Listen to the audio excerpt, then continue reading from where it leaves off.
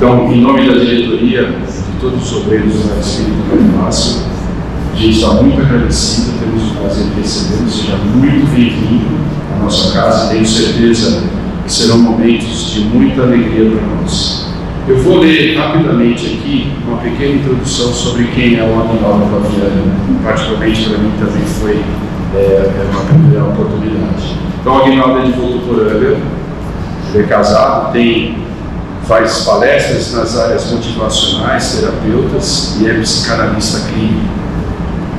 Tem muita experiência em muitas palestras, além de fazer psicografia e escrever alguns livros. Ele é presidente da Associação Beneficente Caminho de Damasco, em Votuporanga, que atende crianças e adolescentes. Bem-vindo, seria um prazer aqui estar conosco. Queridos amigos, queridos irmãos, boa noite. Que o amigo Jesus, o amigo de todas as horas e de todos os momentos, nos abençoe e nos conforte na sua imensa e inesgotável paz. Normalmente, quando nós iniciamos uma palestra, nós desejamos algo às pessoas que estão nos ouvindo. Desejamos paz, desejamos saúde, desejamos felicidade. Todavia, gostaríamos de desejar algo que nós consideramos ser extremamente importante para a nossa felicidade. Para traduzir o que nós desejamos, lembramos de uma história verídica, narrada há muitos anos pela revista People, que conta a história de um jovem advogado chamado André Heffler, que se apaixonou por um apartamento que ficava em Arles, na França. Ele se apaixonou tanto por aquele apartamento que ele fez uma proposta à dona do apartamento. Ele pagaria $500 todos os meses até a sua morte, contrato de que ela deixasse o apartamento para ele. O problema é que nós estamos falando do ano de 1965 e $500 em 1965 era muito dinheiro. Mas então por que ele fez essa proposta para ela? Por uma razão muito simples. A dona do apartamento já tinha 90 anos de idade. Então ela com 90 anos de idade, o que mais pode viver? 3, 4, 5 anos no máximo? Então logo ela morreria e ele então tomaria posse do apartamento. O contrato foi feito e ele passou a pagar as parcelas de $500. 30 anos se passaram. Em 1995, ele morreu de câncer aos 75 anos de idade, sem morar no apartamento. A essa época, ele já havia pago $175 mil no apartamento. E os filhos herdaram a dívida, porque havia um contrato, e continuaram pagando, porque a dona do apartamento veio a morrer com 122 anos.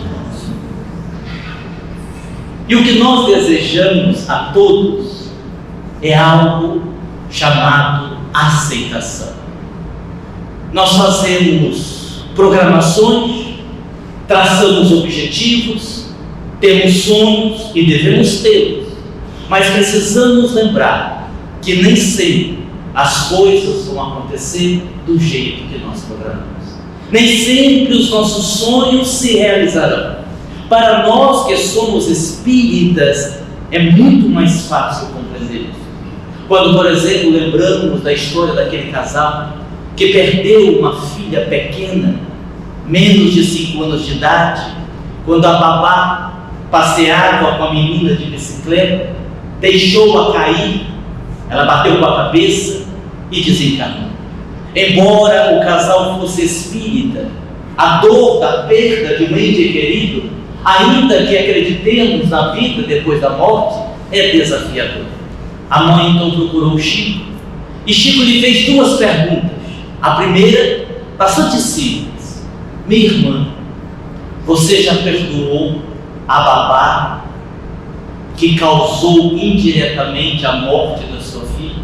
Sim, Chico, eu já perdoei.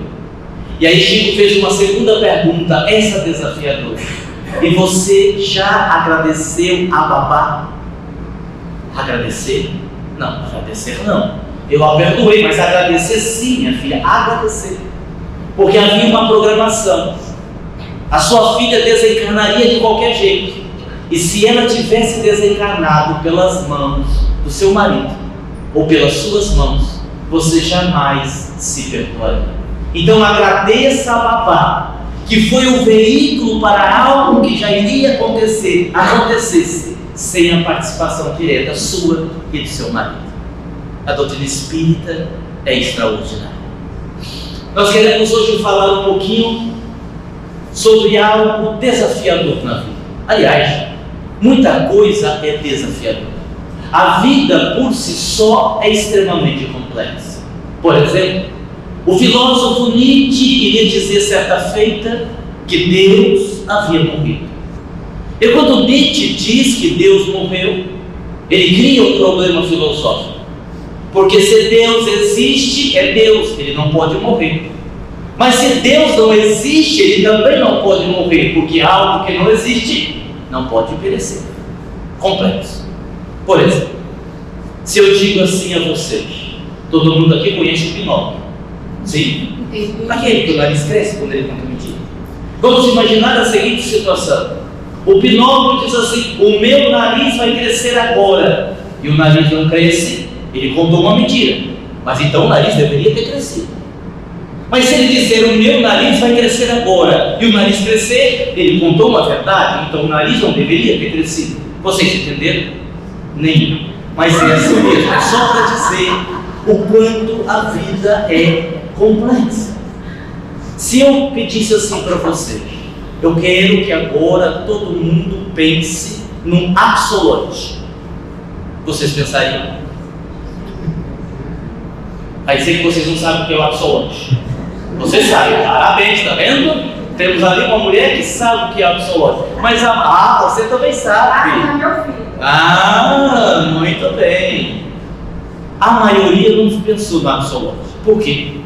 Porque eu não sei o que é um absolute, que é da família das salamandras. Muitos classificam como um peixe, mas não é um peixe. Ora, e você perguntou isso para quê? Lembrando Albert Einstein, que dizia que o nosso mundo tem o tamanho do nosso saber.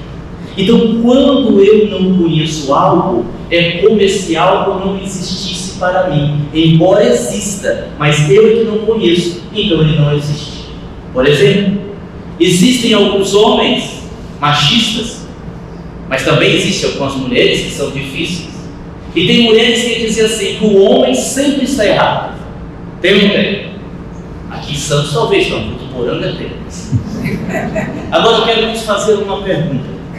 Se a mulher sempre diz que o homem está errado, então quando o homem diz que a mulher tem razão, ele está certo ou está errado?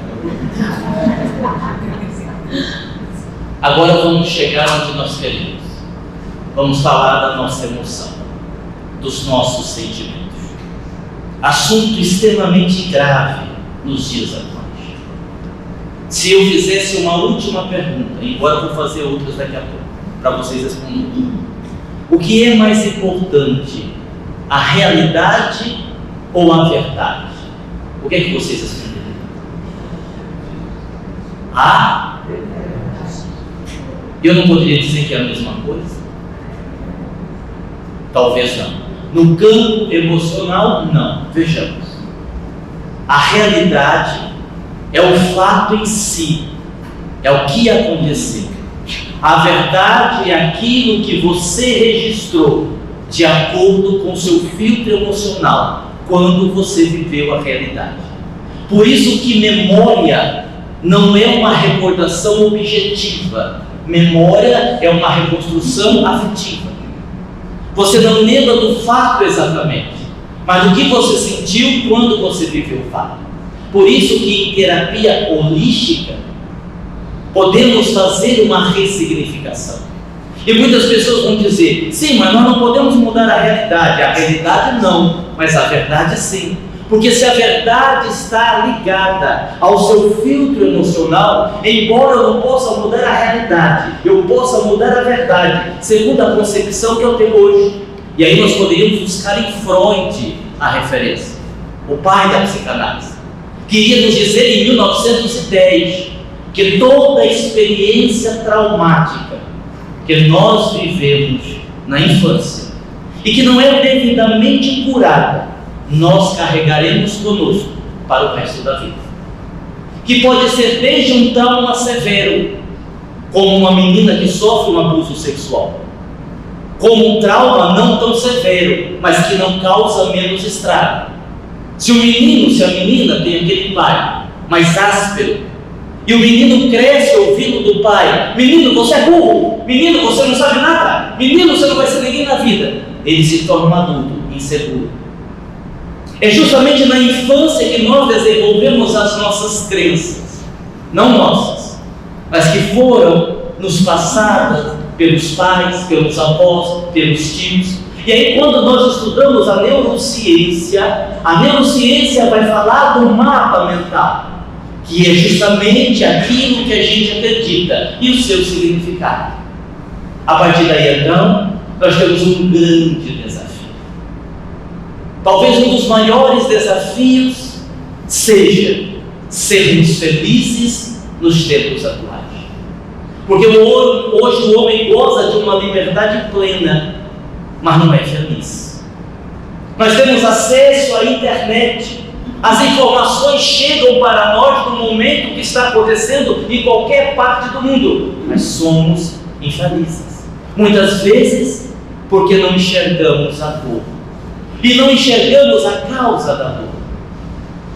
Se nós olharmos para uma palmeira que está balançando, todos vão dizer, se alguém perguntar: o que é que você está vendo? Uma palmeira balançando. Mas alguém dirá: eu não estou vendo uma palmeira balançar, eu estou vendo o vento.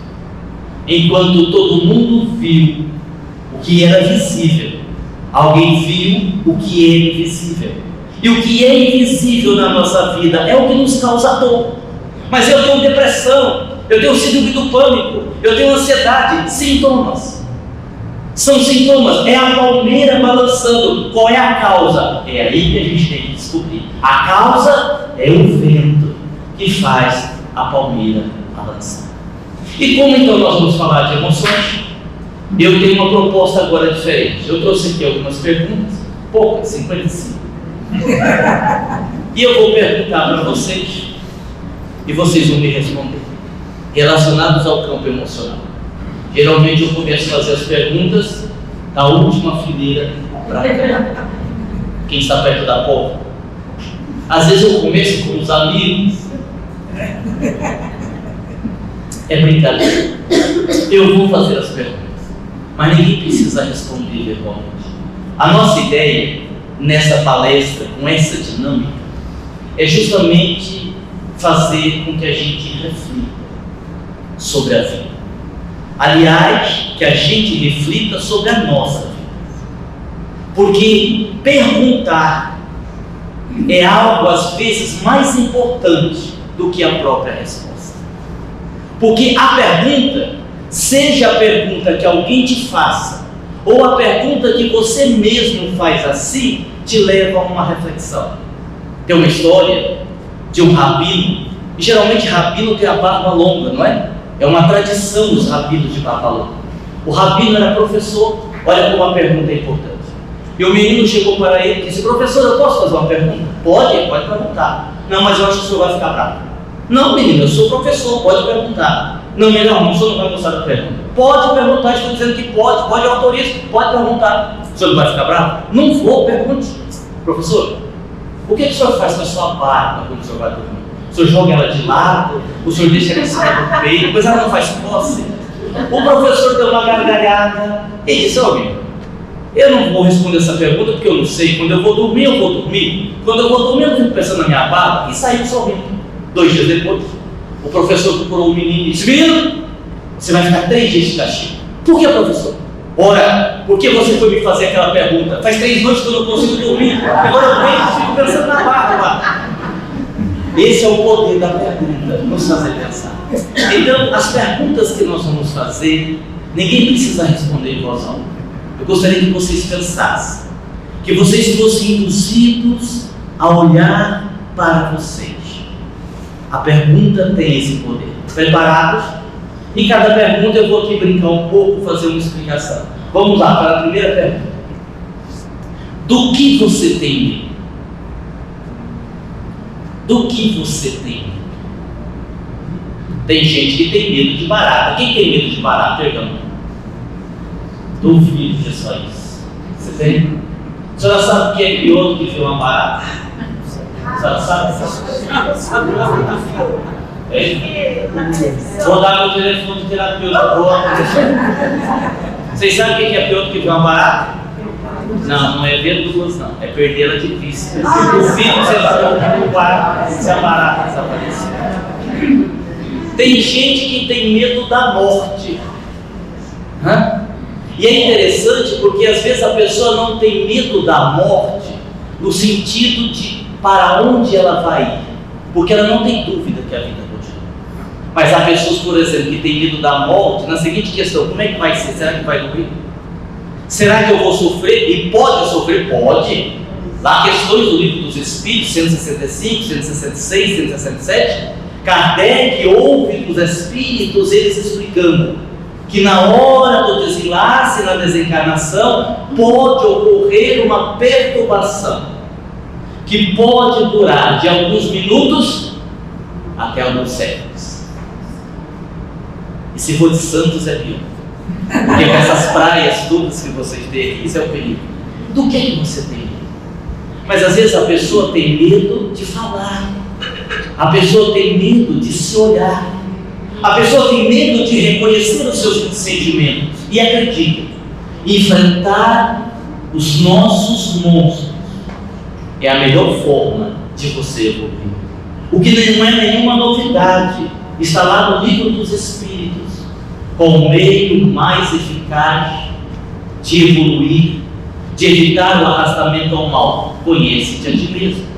Que é uma proposta socrática trazida por Platão. O autoconhecimento exige que nós respondamos algumas perguntas. Do que é que você tem?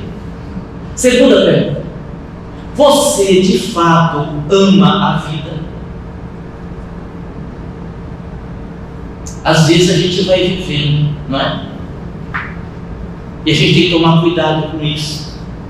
Outro dia eu li uma frase que dizia assim: não faça da vida um rascunho, porque pode não dar tempo você passar ali. Amar a vida. Mas a minha vida é muito difícil, de todo mundo é, você não é exceção. Somos espíritos individuais. Eu vivi uma experiência muito marcante nesse sentido. Como profissional da área da saúde mental, psicanalista, eu atendi uma jovem uma vez de 30 anos, uma jovem muito bonita, cabelos longos, que me procurou e na primeira sessão ela me disse assim: eu vim aqui para o senhor me ensinar a morrer. E eu logo imaginei que era alguém que estivesse pensando em suicídio. Mas no decorrer da sessão nós fomos percebendo que não era o caso. Embora jovem, ela havia adquirido, desenvolvido um câncer extremamente agressivo. Já tinha várias metástases pelo corpo, já havia tratado em São José do Rio Preto, em Barretos, em São Paulo, já haviam tentado os médicos um experimento novo, um tratamento novo vindo dos Estados Unidos e nada deu resultado. E hoje em dia os médicos são muito diretos com seus pacientes. Ele a chamou e disse: não há mais o que fazer, volte para casa para morrer. Todos os tratamentos já foram feitos, não há mais o que fazer. E aí ela me disse assim: e eu aqui não? Eu nunca pensei nesse negócio de morte. Se a vida continua, se não continua, eu tenho 30 anos, eu estou curtindo a vida. Agora, sabendo que eu vou morrer, aí eu fiquei preocupado. Como eu sei que você, além de psicanalista, também é espírita, eu queria que você me ensinasse a morrer bem. Aí eu perguntei assim para ela: e quanto tempo nós temos? Ela disse: olha, os médicos disseram que na melhor das hipóteses, 9 meses. Na pior das hipóteses, 6 meses. Eu disse: tá, o tempo dá. Em 6 meses eu ensino você a morrer, que é uma beleza. E nós então começamos uma terapia. Depois dessa conversa, depois desse primeiro diálogo, Ela ainda fez terapia comigo durante quase 3 anos. Quase 3 anos. Contrariando o que os médicos haviam dito. E você vai perguntar: e que milagre você fez na terapia para ela ainda viver 3 anos? Eu? Nenhum. Ela que fez o milagre da vida, porque era uma pessoa que amava a vida. Em todas as nossas sessões, durante quase 3 anos, ela nunca chorou. Ela nunca reclamou. Mesmo quando ela teve que raspar a cabeça por conta da quimioterapia. E ainda ela brincava e dizia: você viu, Aguinaldo, como eu fiquei mais sexy, carequinha? Ela só chorou na nossa última terapia, quando ela me disse assim: hoje é nossa última sessão. Ele disse: que nada, você vai voltar outras vezes. Aguinaldo, eu não vou voltar, essa é a última. E de fato, 2 semanas depois ela desencarnou, mas só depois de quase 3 anos. E o final dessa história é maravilhosa, porque eu estava contando essa mesma história em Ilhéus, na Bahia, e um amigo meu que é médium vidente, eu contei a história como eu estou contando para vocês aqui. Quando eu terminei, esse meu amigo disse-me assim: a Jaqueline, o nome dela é Jaqueline, quando você falava dela, ela estava do seu lado, balançando a cabeça com a cabeleira e dizendo: olha, aqui meu cabelo já cresceu. E ela pediu para lhe agradecer, porque você ensinou ela a morrer muito bem, e ela está muito bem. E pediu para lhe perguntar se você quer que ela volte para ensinar você a morrer. Eu digo: não, por enquanto, não estou interessado. Então nós precisamos amar a vida. Perder. Você tem medo de perder o quê? O que você tem medo de perder? Tem gente que tem medo de perder as pessoas que amam. E não é perder apenas para a morte, porque quando vem a morte não há uma perda. As pessoas que nós amamos continuam conectadas a nós pelos laços de amor. Não há perda. Mas a pessoa pode ir embora. Você pode gostar de alguém que não gosta de você? O que você tem medo de perder? Tem pessoas que têm medo de perder os bens materiais.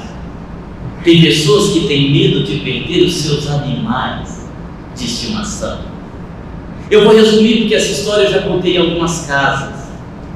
Há mais ou menos 1 ano e meio atrás, eu tenho 2 cachorras de raça vira-lata, a Princesa e a Mel, que são campeãs no combate ao câncer, porque as 2 juntas, 8 cirurgias contra o câncer. Até que a Princesa teve um tumor mais agressivo na garganta, fez a cirurgia, melhorou. 3 meses depois o tumor voltou no rosto. Só 3 meses voltou no rosto. E nós tivemos aquela dificuldade que o veterinário disse: não vamos operar mais. Ela não vai aguentar. O tumor é agressivo. Eu digo: não, mas ela sempre aguenta. Vamos tentar de novo. E foi muito interessante, porque a cirurgia foi numa segunda. Na sexta eu viajaria novamente para Ilhéus. Ficaria em casa apenas os meus filhos. Eu tenho 4 filhos e 4 netos. 2 casamentos, um de cada vez, é claro. E a gente tem que explicar porque essa pessoa toma.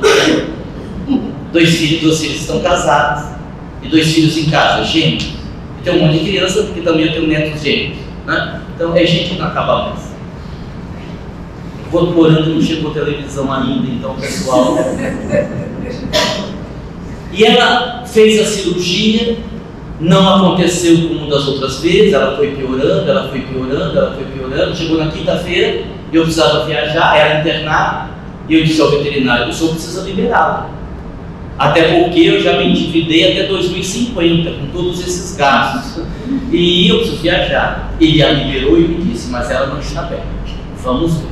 E eu viajei com a minha esposa, e a minha cachorra ficou sob os cuidados do meu filho Luiz Eduardo, um dos gêmeos. E foi uma viagem muito tensa, porque ele me mandava mensagem: pai, ela piorou, o que eu faço? Pai, ela não quer beber o remédio, o que eu faço? Pai, e agora? Ela não está comendo, liga para o veterinário, dá o remédio, vem para aplicar uma injeção. E a gente conversando. No domingo de manhã, ele disse: pai, ela piorou muito. Eu disse: olha, aguente aí, eu vou voltar para cuidar dela. Estou saindo de Ilhéus, tenho uma conexão em Belo Horizonte, de Belo Horizonte a Rio Preto, de Rio Preto a Votuporanga, 2 da manhã eu estou chegando. Aí você deixa para mim. Mas nós decolamos de Ilhéus, e quando o avião pousou em Belo Horizonte, havia uma mensagem dele: pai, ela não aguentou, ela morreu. E assim, é interessante que quando você vive a experiência, é que você aprende. É muito fácil dizer para os outros: tenha fé. Por que você está chorando? Seja forte. Não é fácil? Agora, nada como você viver a experiência. Eu confesso a vocês que foi muito dolorosa a experiência. Pedi que ele a enterrasse. Nós estamos ampliando a nossa casa espírita. Tem um terreno vazio que a gente ainda não construiu. E só leva e enterra ela lá. Porque ele tinha sentido esperar eu chegar, porque eu já tinha morrido. Mas aquilo me machucou muito. Detalhe, observe o que eu vou dizer. Não porque ela morreu, porque as pessoas morrem. Se a gente tiver sorte de viver bastante, nós ainda vamos ver muitas pessoas que nós amamos morrendo. Você vai assistir a partida do seu avô, do seu avô, do seu pai, da sua mãe. Se a gente morrer com uma idade avançada, muita gente que a gente ama vai morrer, até chegar o dia de você morrer também. Porque a morte é parte da vida. Não foi isso que doeu. O que doeu em mim foi que, depois de 15 anos cuidando dela, eu não estava lá quando ela partiu. Eu não estava lá para me despedir depois de 15 anos. E aquilo me deixou muito triste. Uma semana depois, pelo fenômeno do sono natural, nós dormimos, o espírito sai do corpo. O corpo adormeceu, eu saí do corpo em espírito. Fui até a casa espírita, na dimensão espiritual. Lá estava meu pai, também desencarnado, com a princesa no colo. Ela ainda estava toda ferida pelo câncer, pela internação, e ele me disse assim: ela não quer ir embora sem se despedir de você. E aí ela veio até mim, eu abracei, ela latiu no meu rabo, ficamos ali alguns minutos, e eu disse a ela: agora você pode ir. Agora nós já nos despedimos. E eu vi quando o seu duplo afastou-se e ela, sem câncer, sem nenhuma marca, retornou para os braços do meu pai e foi para o mundo espiritual. Agora deixa eu dizer uma coisa a vocês. Se a vida, dentro da misericórdia divina, proporciona um encontro com um animal de estimação, que dirá com as pessoas que você é? A doutrina espírita tem um aspecto consolador que é extraordinário. Próxima pergunta. O que é que você reclama todo dia na vida, mas não faz nada para mudar? Freud vai nos esclarecer que muitas vezes nós preferimos o sintoma e não a cura. Aqui não, como é que a pessoa vai preferir o sintoma e não a cura? Muito simples. Vamos imaginar uma situação fictícia, mas que pode acontecer. A mulher, poderia ser o homem também, ela tem 99% de desconfiança que o marido tem uma amante. Pior, ela tem 99% de certeza que a amante é uma prima dela, da família. Como é que resolve? Usando expressão popular, chutando o pau da barraca. Aí ela para e pensa: emocionalmente vai ficar caro. Porque de uma vez só ela vai perder o marido, vai perder o casamento, vai desequilibrar a família, vai criar confusão na família. Todo mundo vai ficar sabendo. Então ela recua e se apega a 1% de que aquilo não é verdade, que é coisa da cabeça dela. E aí então ela começa a ter o quê? Dor de cabeça, dor de estômago, dor no corpo, as chamadas doenças fantasmas. Vai no médico, não acha nada. Sintoma do quê? De uma situação que ela não consegue lidar, mas lidar com a situação custa muito caro, então ela fica no sintoma. Muitas vezes nós fazemos isso e aí passamos a reclamar, mas na prática não fazemos nada para resolver. Existe um escritor uruguaio que ele tem uma frase que ele diz assim: não reclame do vento se foi você que deixou a janela aberta. Se é verdade que muita coisa é processo kármico, também muita coisa é verdade, é resultado das nossas escolhas, do nosso livre-arbítrio, das escolhas que nós fazemos. E aí então, eu vou perguntar a você: o que é na sua vida que você reclama e não faz nada para mudar?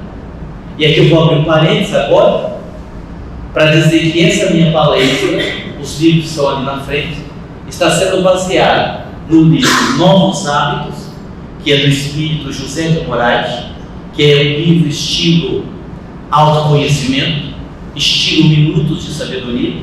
Está sendo baseado no livro Psicoterapia no Além. Esse livro é do Dr. Fred, espírito, que fala que existe terapia no mundo espiritual. Eu mesmo tenho algumas clientes que eu já disse assim: olha, você não vai me curar. Quando eu desencarnar, vou continuar trabalhando em terapia no plano espiritual. Já quer deixar o consulta marcado? A gente já ajeita que você vai continuar. E embora eu esteja fazendo uma brincadeira, é a realidade de muitos de nós.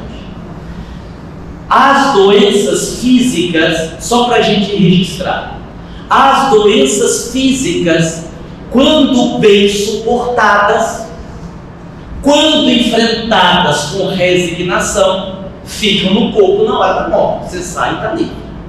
As doenças emocionais, não, você carrega com você. Você carrega com você. E aqui eu quero abrir um parênteses para dizer uma coisa muito importante, já que estamos falando de emoções. Remédio não cura doença psíquica. Embora muita gente precise tomar, e tome, mas tenha essa consciência: remédio não cura. Você tem uma dor de dente no domingo à tarde, onde é que você vai achar um dentista no domingo à tarde? Ficou aqui, tem o nosso irmão lá, o diretor espiritual, não é? É fácil, é só ligar para ele, não vai nem te cobrar, porque se é trabalhador da casa, pode ligar. Aí eu fiz a propaganda, não é? Já.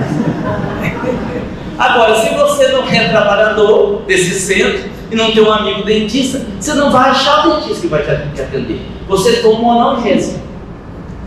10 minutos, não tem mais dor.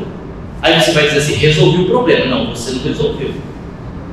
Você tirou a dor momentaneamente. Quando passar o efeito do remédio, a dor vai voltar. É a mesma coisa. Você toma remédio para dormir, aí toma remédio para ficar acordado, aí toma remédio para depressão, aí toma remédio para ansiedade. E está melhor, mas você está usando uma droga. Quando você tirar o remédio, está tudo lá, você não curou. Porque você não fez o processo de autoconhecimento, porque você não olhou para você. E tem outro problema: de tanto tomar o remédio, cria uma dependência psicológica e física. Se você tomar remédio para dormir 3 meses, você não dorme mais seu remédio, é ou não é? É. E curou? Não. Então aproveite essa palestra para resolver os problemas da sua vida. Próxima pergunta. Essa é um pouco pesada, posso fazer? Vocês preferem que eu pule? Não? Tem certeza? Então eu vou fazer. Sexo. 2 pontos. Bom, regular, ruim, inexistente. Olha que silêncio. Isso prova uma tese freudiana. Era Freud que dizia que a maior parte dos nossos problemas estão no campo da sexualidade. Pelos tabus que nós criamos, pelas dificuldades que nós temos em lidar com a questão, não com o sexo em si, mas pela percepção que temos desse assunto, pelos equívocos que temos nesse assunto. Eu conversava com uma amiga outro dia, que não é mais uma jovem senhora, digamos assim. O marido dela fez uma cirurgia e isso gerou como sequela uma dificuldade na relação sexual. Não tirou dele a condição de masculinidade, mas criou uma dificuldade. E ele afastou dela. Natural, ficou inseguro. Com medo, com receio, afastou. E ela reclamou comigo: Aguinaldo, o que eu faço? Ele se afastou de mim. Eu digo: olha, simples, tome a iniciativa. E ela disse: você quer dizer o quê com isso? Eu digo: mas meu Deus, eu vou ter que dar detalhes do que eu estou dizendo. E aí eu brinquei com ela, eu digo: sei lá, compra uma fantasia da mulher gato. E ela disse assim: se depender disso, nunca mais eu e meu marido vamos fazer amor. E eu disse: a senhora pode me dizer por quê? Posso, porque eu sou de uma época, crença, eu sou de uma época que a minha mãe me ensinou que as mulheres jamais tomavam a iniciativa. Que mulher que fazia isso não era boa coisa. Crença. E sim, ela terá ou teria uma grande dificuldade por conta dessa crença. Então, quando nós fazemos essa pergunta, porque tem alguns assuntos também que são tabus dentro do centro, não se pode falar. Eu acho que a gente tem que ter cuidado para falar. Mas precisam ser trazidos. Olha, por exemplo, vou fazer outro difícil. Quando você olha para o espelho, você gosta do que vê?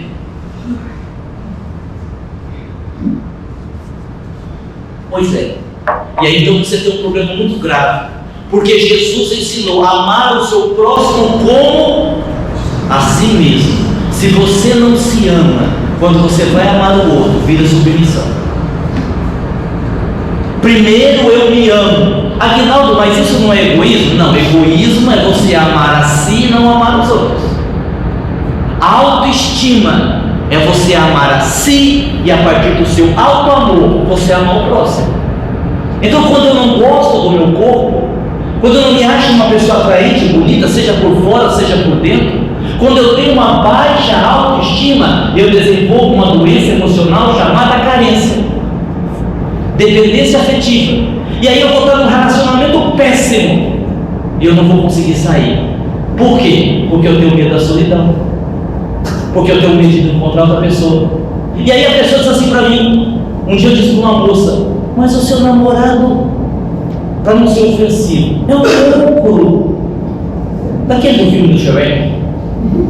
Ela respondeu assim para mim: não, mas ele é o ar que eu respiro. Eu disse: ai, minha filha, então você vai morrer de câncer no pulmão, porque o cara. E observe, e ela cometeu dois erros. Primeiro, ela disse assim: mas Aguinaldo, foi amor à primeira vista. Isso não existe. O que existe à primeira vista é desejo. O que existe à primeira vista é química, não amor. E não é amor por quê? Porque amor é construção, amor é convivência. E tem mais: quando você ama uma pessoa que não te dá nada, não é amor também. Por quê? Porque amor tem a troca. Eu dou, eu recebo. Eu faço, a outra pessoa faz. Amor é isso. Agora, eu só dou, não recebo nada. Não é amor. Você está com sério problema de carência. Eu desejo assim, que essa noite vocês não durmam. Se vocês ficarem preocupados essa noite, a minha palestra deu certo. Minha intenção é essa. Para as mulheres agora, vou ajudar vocês. Por favor, se estiver acompanhado, não pense em voz alta. Se você tivesse o poder de tirar um defeito do seu marido, qual defeito você daria?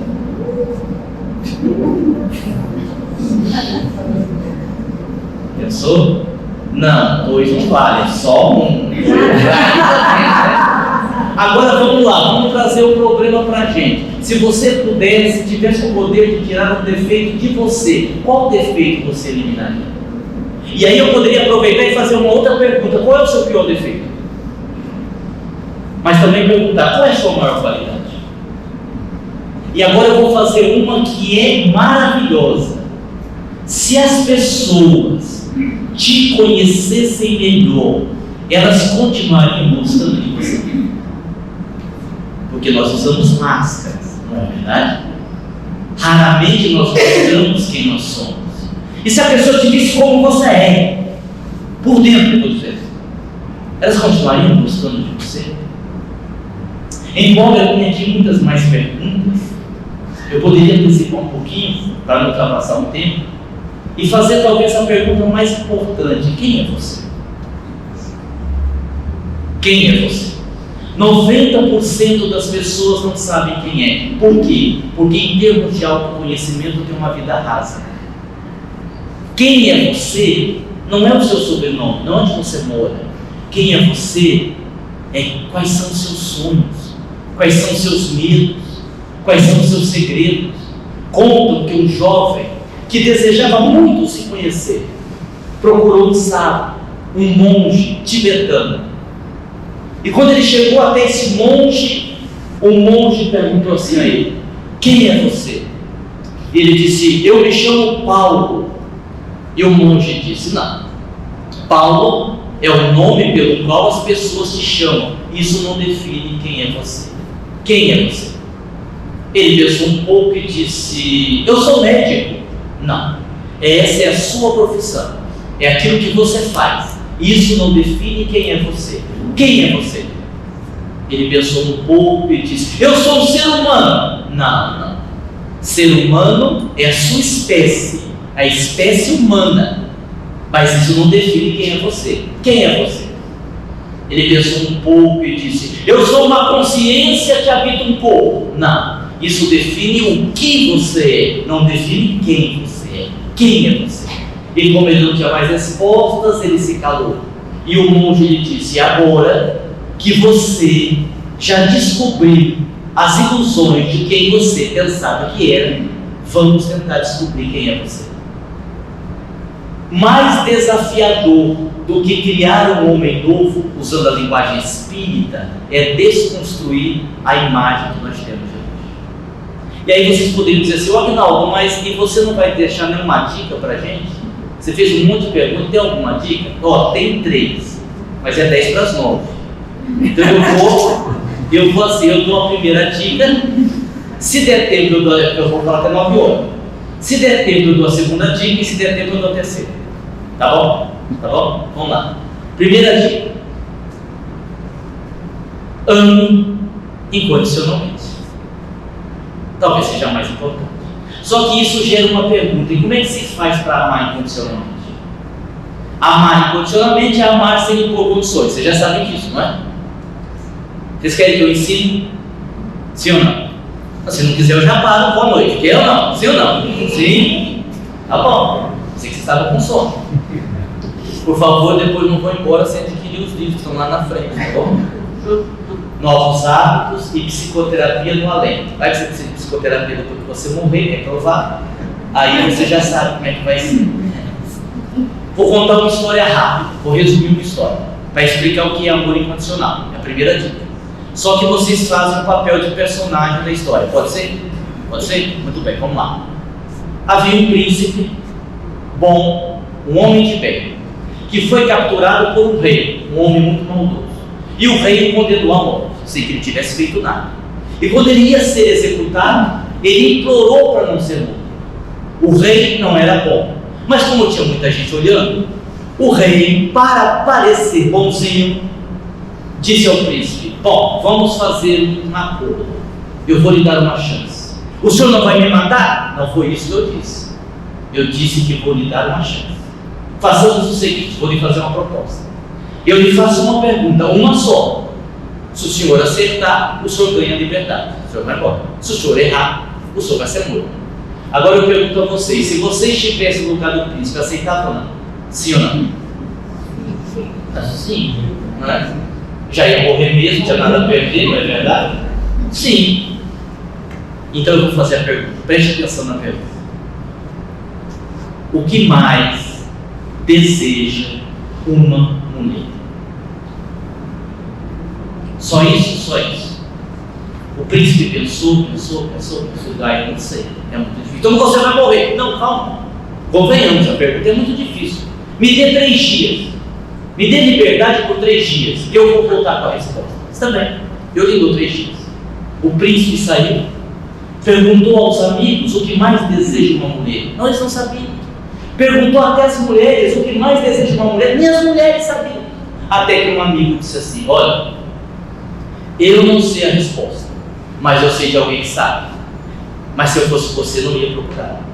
porque trata-se de uma bruxa perigosa que vive na floresta. Ninguém vai lá, ela sabe a resposta, mas não vai lá que ela é perigosa. Se você estivesse no lugar do príncipe, procurava a bruxa ou não? Sim ou não? Foi o que ele pensou. Bateu na porta, a bruxa abriu e era uma bruxa para ninguém botar defeito. Lembram da bruxa do desenho do Popeye? Tipo assim,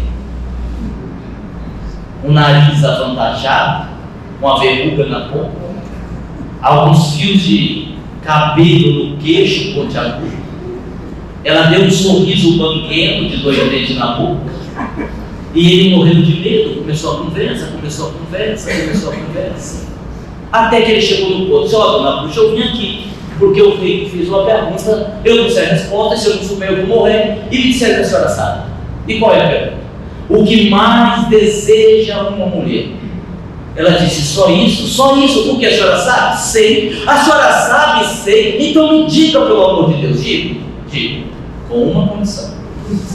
Ah, sim, porque tudo na vida tem um preço, né? E qual é a condição? Ela disse: muito simples, que você se case comigo.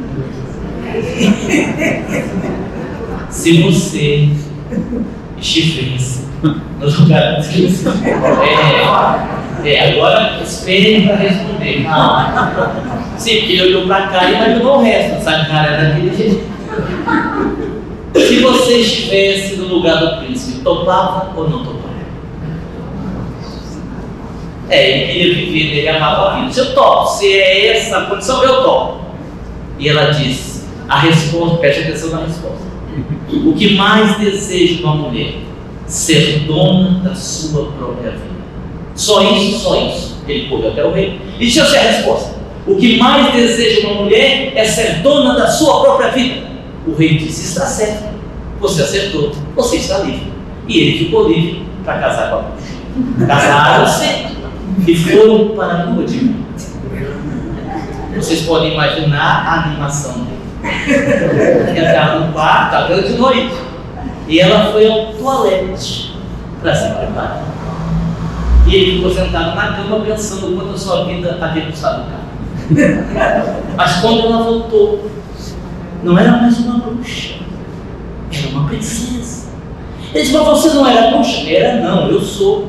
Acontece que metade do tempo eu sou bruxa, a outra metade eu sou princesa. Como hoje é a nossa noite de núpcias, eu vim perguntar a você: o que é que você quer que eu seja agora, bruxa ou princesa? Se você estivesse no lugar do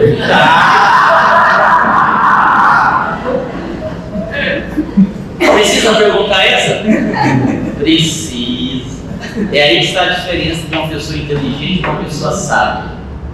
O príncipe olhou para ela e se lembrou daquelas mulheres fisicamente lindíssimas, um cabelo sedoso, um rosto perfeito, um corpo perfeito, parecem princesas, mas em casa só faltam bater no marido com a frigideira. São possessivas, ciumentas, insuportáveis. Parecem princesas, mas são bruxas. Ele também se lembrou daquelas mulheres que talvez não tenham tanta beleza física, mas são mulheres bravas, lutadoras, excelentes esposas, mães maravilhosas. Parecem bruxas, mas são princesas. E lembrando dessas que parecem, mas não são, ele olhou para eles: você está sabendo uma coisa? Seja o que você quiser, para mim tanto faz, se você escolher, para mim tá bom. E ele escolheu ser princesa. Tiveram uma noite de núpcias inesquecível. No outro dia, quando ele acordou e olhou para o lado, ele viu não viu a princesa de novo. Ele disse: você... Eu disse que metade do tempo eu era bruxa, a outra metade eu era princesa. Mas como ontem à noite você me deu o direito de ser dona da minha própria vida, eu escolhi ser princesa o tempo todo. E ele não morreu, ainda casou-se com uma moça. Isso é o amor incondicional. É aquele que não impõe condições.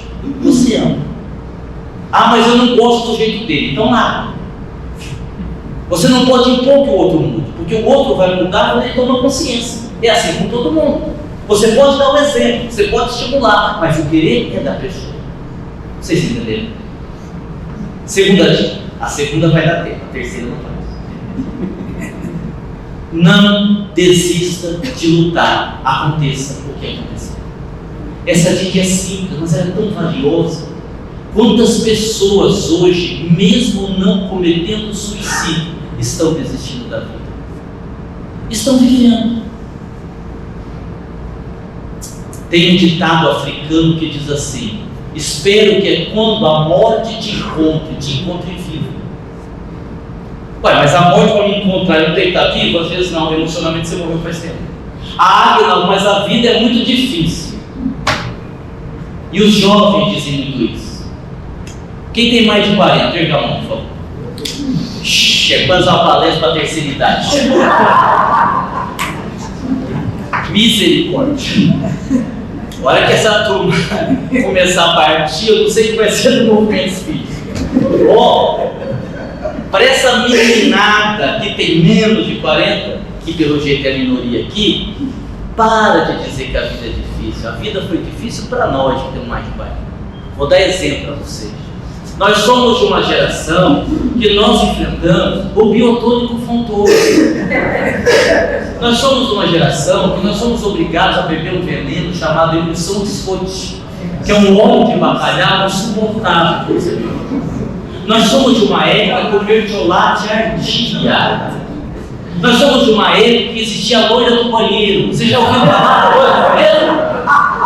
Que você tem que ficar segurando que a bexiga cheia, porque tem uma loira no banheiro. Nós somos de uma... Hoje os psicólogos dizem assim: olha, cuidado com o que você fala pro seu filho, vai traumatizá-lo, não pode. Na nossa época, o homem no saco vai te levar embora. E você viu o homem que sabe sair correndo. Na nossa época, a gente sofria até com as canções de ninar. Boi, da cara preta. Que criança que dorme sabendo que existe um boi da cara preta? Dorme, nenê, que a cuca vai pegar. Misericórdia. E tem jeito de piorar, porque a música diz assim: papai foi na roça e mamãe foi trabalhar. Quem está cuidando dessa criança? Atirei o pau no gato, mas o gato não morreu. Então vocês perceberam que era para matar, né? Dona Chica admirou-se. Essa Dona Chica também não vale nada. Isso é difícil. Bom, eu vou encerrar. Eu não vou dar a última dica. Vamos combinar uma coisa. Eu gostei. Façam de novo. Não é, porque a gente não quer estourar o tempo de verdade, agora é sério. Porque eu queria encerrar com uma prece, tá? Então, para não tomar demais o tempo, a gente, ano que vem, quando me convidarem de novo, ou esse ano ainda, na metade do ano, 6 meses depois, eu volto e aí eu dou a última dica. Vocês me lembram, tá bom? Eu dou a última dica. Vamos encerrar com uma prece? Vamos aqui, de uma certa forma, plagiar Francisco. Não o Xavier, mas o de Assis. Que certa feita, conversando com Jesus em suas orações, iria dizer mais ou menos assim: Senhor, fazei de mim instrumento da vossa paz. Onde houver o ódio, que eu possa levar o amor. O amor que planifica, o amor que acerena, o amor que multiplica outros amores.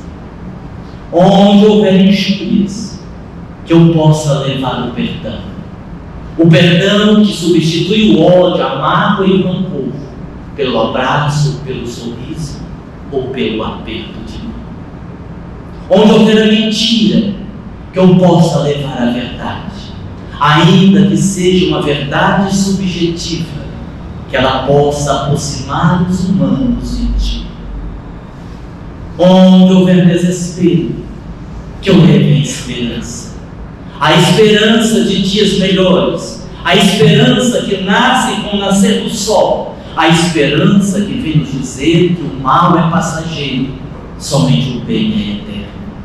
Onde houver tristeza, que eu leve a alegria do teu verbo doce que um dia nos trouxe às margens do Genezaré, ou pelas ruelas de Cafarnaum. Querido amigo Jesus, que nessa vida de lutas, de labutas, de dores, de alegrias, eu não queira tanto ser consolado, mas que eu tenha coragem de consolar o caído, o aflito da rua, aquele que não tem um ombro amigo para chorar. Que nesta vida de grandes desafios, nesta escola bendita que é a vida, que eu não queira tanto ser compreendido, mas que eu tenha a iniciativa de compreender. Aquele que me agride, que me fere, que me persegue, ele não é mau, ele apenas ainda não aprendeu a amar. O amor, Senhor, que palavra sublime na tua boca, o amor, que nesta escola abençoada da vida, eu não queira tanto ser amado, mas que eu tenha coragem de amar. Amar os que me amam, amar a vida, amar a ti, e se eu conseguir, amar até mesmo aqueles que não me amam. Porque, querido amigo Jesus, com base no teu Evangelho, à luz da nossa abençoada doutrina espírita, temos compreendido que damos o que recebemos. Por isso é perdoando que somos perdoados, é amando que somos amados, e é morrendo quando fechamos os olhos físicos pela última vez, quando o coração deixa de bombear sangue para o resto do corpo, quando tudo parece para a gente. É nesta hora que despertamos na vida espiritual e constatamos que a morte não existe, que Deus criou somente a vida, e a vida existe aqui, existe acolá, a vida existe em toda parte, assim como Deus, o Criador, o nosso Pai, que está presente aqui, está presente acolá, porque nos ama e quer a nossa evolução, e que esse Deus nos abençoe, agora e sempre, que assim seja.